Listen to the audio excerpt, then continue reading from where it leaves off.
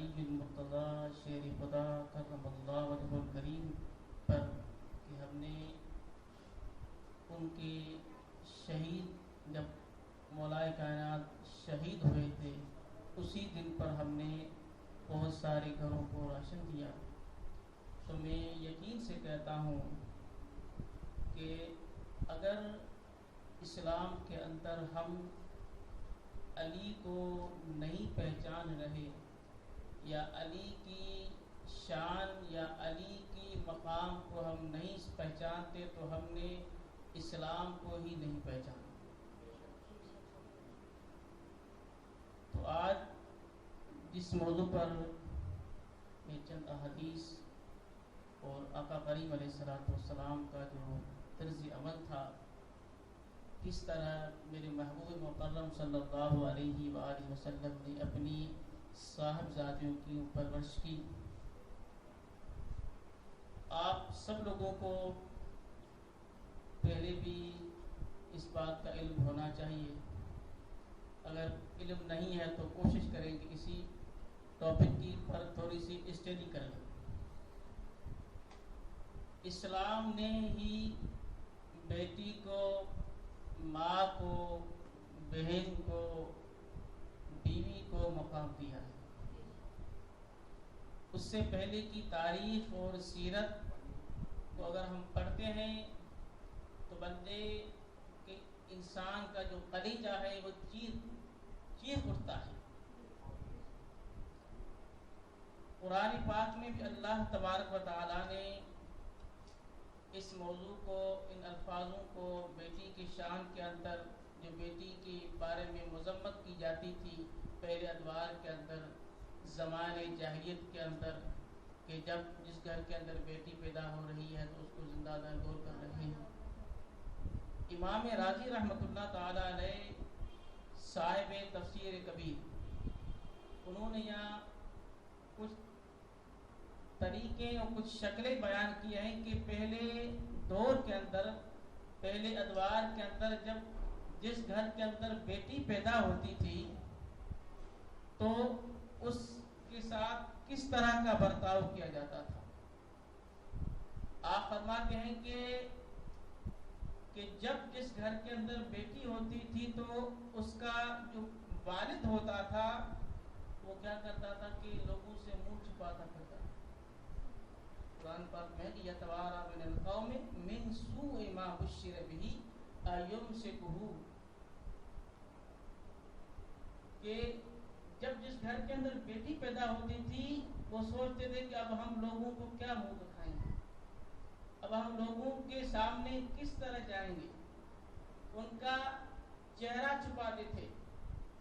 یا پھر امام راضی فرماتے ہیں کہ جب عورت حمل کی قریب آتی تھی، اب ایک دن ہے یا آدھا دن ہے یا ایک گھنٹہ رہتا ہے، اب اسی کا ولادت کسی کو ہونے والی ہے، اب اشارہ مل رہا ہے کہ بیٹا ہے یا بیٹی ہے، اب اسی کو کسی صحرا کے اندر چھوڑتے تھے.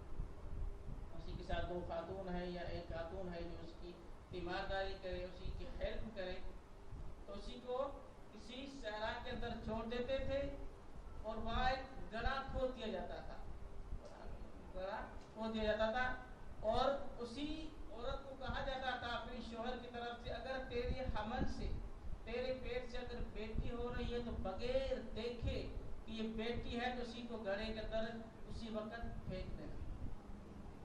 یہ زمانے جاہلیت کا ایک طرز عمل تھا. یا غیرت کے اعتبار سے کہتے کہ ہمارے اندر غیرت ہے، حمیت ہے، کہ ہم اگر ہماری بیٹی ہو جاتی تو ہمارا معیار، ہمارا کردار، ہمارا جو لوگوں کے درمیان پاور ہم کسی کو کرا رہے ہیں اپنی، اگر حشاش پرشاش ہے تو ہمارا معیار لوگوں کے سامنے کیا ہو جائے، گر جائے گا. اسی لیے بیٹی کو کیا کرتے تھے، گرا دیتے تھے، یعنی پیدا ہوتے ہی.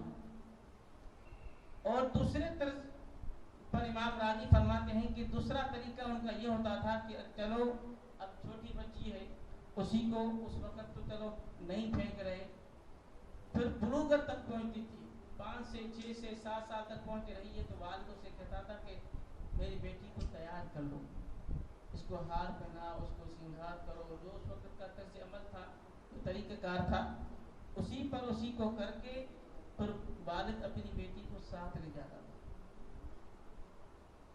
قبیلے سے تھوڑا باہر نکل گیا, وہاں کوئی کنواں ہوتا تھا, اس اتوار کے اندر جس طرح کے جو کنویں ہوتے ہیں, اس کنویں کے پاس کھڑے کر کے پھر کہتا تھا کہ بیٹی تم اسی کنویں کی نیچے کی طرف دیکھو. جیسی بیٹی اس کے اندر دیکھتی تھی وہ پیچھے سے دھکا دے دیتا تھا. یہاں پر صحابی رسول کی بات مجھے یاد آ گئی. آپ فرماتے ہیں کہ یا رسول اللہ, جب سے میں نے ایمان قبول کیا ہے مجھے ایمان کی مٹھاس محسوس نہیں ہو رہی, مجھے سکون نہیں مل رہا. حالانکہ اسلام بندہ قبول کرتا ہے, اسلام کے اندر ایک سلامتی ہے, امن ہے, سکون ہے. وہ فرمایا یا رسول اللہ مجھے ایمان میں نے قبول کیا ہے, تیرے ہاتھ پر میں کلمہ پڑھ کے مسلمان ہوا ہوں, مگر مجھے ابھی تک سکون مٹھاس نہیں مل رہی. مصطفیٰ کریم فرماتے ہیں کہ تو نے کون سا ایسا عمل کیا تھا؟ عرض کر یا رسول اللہ, میں جب زمانے جاہلیت میں تھا, جب میں اسلام قبول نہیں کیا تھا, میں نے اپنی ہاتھوں سے اپنی 8 بیٹیوں کو زندہ درگور کیا.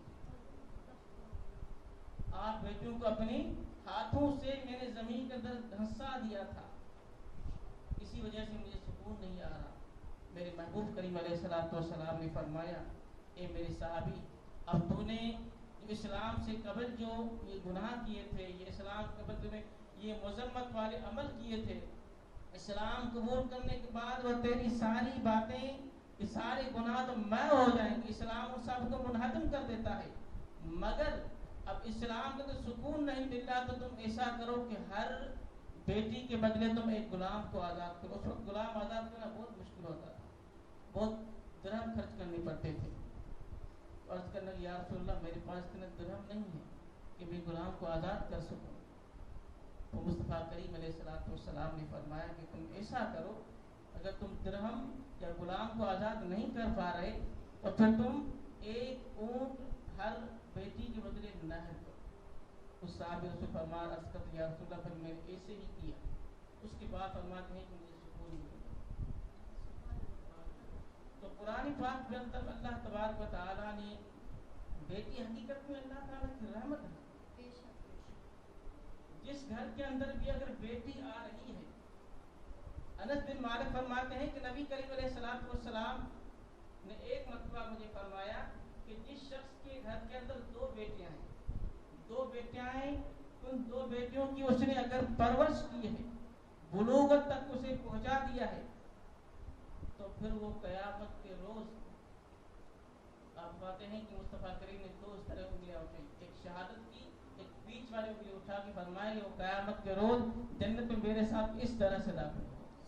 جس طرح ان 2 بیٹیوں, جس طرح ان 2 انگلیوں کے بارے میں بیچ میں کوئی فاصلہ نہیں ہے, اس طرح 2 بیٹیوں کسی نے پرورش کی ہے, تو وہ قیامت کے دن جب میں جنت میں داخل ہوگا تو میرے ساتھ اس طرح سے داخل ہوگا. تو بیٹی کی بہت بڑی شان ہے. مصطفیٰ کریم علیہ الصلوۃ والسلام کا اگر ہم سیرت پڑھیں, حضرت سیدہ عائشہ صدیقہ رضی اللہ تعالیٰ عنہ کی سیرت کو پڑھیں, سیدہ کائنات سلام اللہ علیہ کی کردار کو, عمل کو, فعل کو دیکھیں تو انہوں نے کس طرح سے اپنی زندگی بسر فرمائی. آقا کریم علیہ الصلوۃ والسلام کا معمول ہوتا تھا جب بھی کسی سفر پر جا رہے ہیں, سفر پر جاتے وقت جب جا رہے ہیں تو آخر میں سیدہ کائنات کی تشریف فرماتے تھے, بیٹی میں سفر کی طرف جا رہا ہوں, دعا کرنا میرے لیے. جب کسی جہاد سے, غزوے سے واپس آ رہے ہیں تو سب سے پہلے سیدہ کائنات کے گھر کی حاضری بھرتے تھے, دیکھ کر انہیں ہاتھ دیتے تھے, انہیں کے ہاتھوں کو بوسہ دیتے تھے. یہ مصطفیٰ کریم علیہ الصلوۃ والسلام کی فطری شفقت تھی, باپ کی شفقت تھی.